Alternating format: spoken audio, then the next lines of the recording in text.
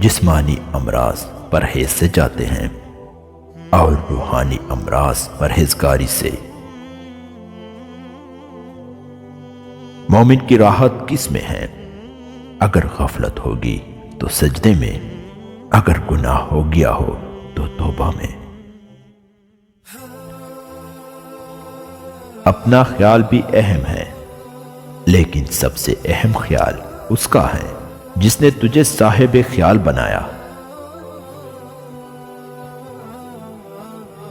مومن وہ نہیں جس کی محفل پاک ہو، مومن وہ ہے جس کی تنہائی پاک ہو۔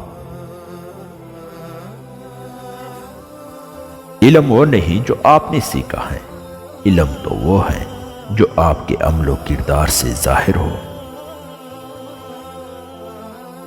ہمیشہ سچے لوگوں سے دوستی رکھو، کیونکہ وہ اچھے دنوں میں سرمایہ اور برے دنوں میں محافظ ہوتے ہیں۔ انسان کو اچھی سوچ پر وہ انعام ملتا ہے جو اسے اچھے اعمال پر بھی نہیں ملتا، کیونکہ سوچ میں دکھاوا نہیں ہوتا۔ لوگوں کے سامنے مسکراتے رہا کرو اور اللہ کے سامنے گر گرا کے رویا کرو، کیونکہ دنیا مسکرانے والوں کو پسند کرتی ہے، اللہ رونے والوں کو۔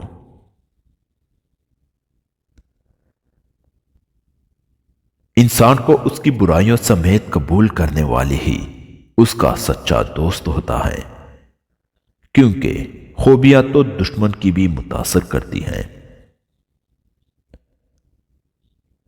زمانے کا شکوہ نہ کرو بلکہ خود کو بدلو، کیونکہ پاؤں کو گندگی سے بچانے کا طریقہ جوتا پہننے کا ہے، نہ کہ سارے شہر میں قالین بچھانا۔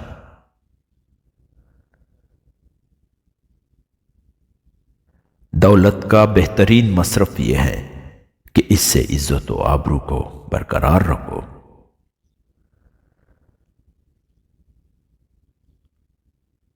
بہترین انسان عمل سے پہچانا جاتا ہے، کیونکہ اچھی باتیں تو دیواروں پر بھی لکھی ہوتی ہیں۔